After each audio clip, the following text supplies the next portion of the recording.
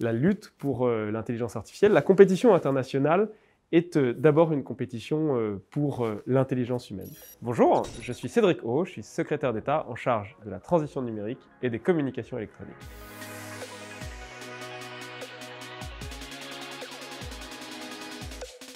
Alors, c'est difficile aujourd'hui de savoir exactement à quoi ressemblera le numérique dans 10 ans. Ce qu'on sait, c'est qu'il y a un certain nombre de technologies qui vont venir bouleverser la manière dont nous évoluons, dont nous fonctionnons, dont notre économie et notre société fonctionnent. C'est par exemple l'intelligence artificielle qui va automatiser énormément de métiers et transformer énormément de métiers.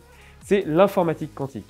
Pour vous donner une idée, la puissance de calcul d'aujourd'hui risque d'être multipliée par plusieurs millions, voire plusieurs milliards. C'est aussi des transformations plus dans le domaine des ordinateurs, ou en tout cas de ce qu'on appelle le hardware, avec la nanotechnologie, avec la biotechnologie, de plus en plus.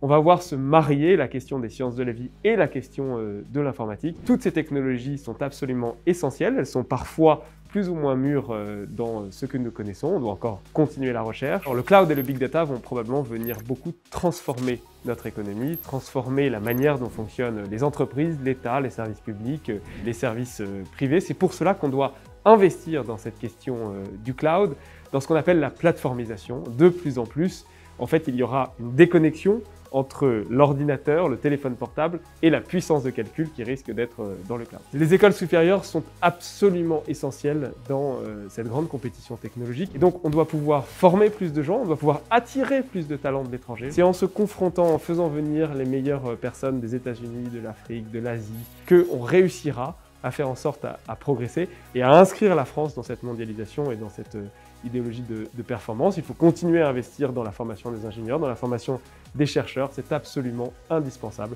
pour la France et pour l'Europe. Mon conseil serait d'abord de foncer. Je pense que c'est un domaine d'avenir, un domaine où on se réalise et un domaine où vous participez à construire, à façonner l'avenir de notre pays et l'avenir de notre société.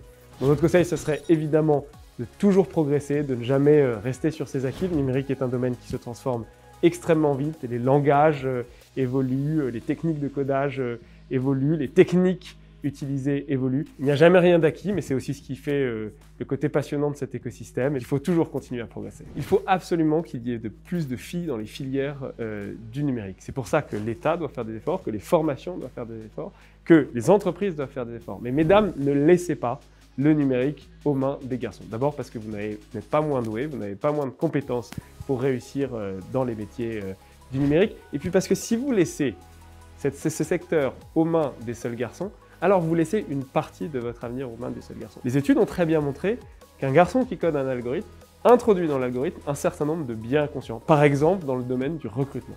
Eh bien, si on veut faire en sorte de continuer à avoir, en tout cas de développer l'égalité femmes-hommes, on doit faire en sorte qu'on ait plus de femmes dans les métiers du numérique, des métiers d'avenir, des métiers dans lesquels les gens sont très heureux, des métiers qui permettent de se réaliser et des métiers qui sont ouverts tout autant aux femmes qu'aux hommes. Et je veux vraiment inviter tous les étudiantes et les étudiants à se lancer dans le numérique. Vous avez une chance incroyable qui est d'aujourd'hui avoir la capacité d'agir sur notre avenir et de transformer le monde tel qu'il va. Il y a peu de générations qui ont vécu d'aussi grandes transformations.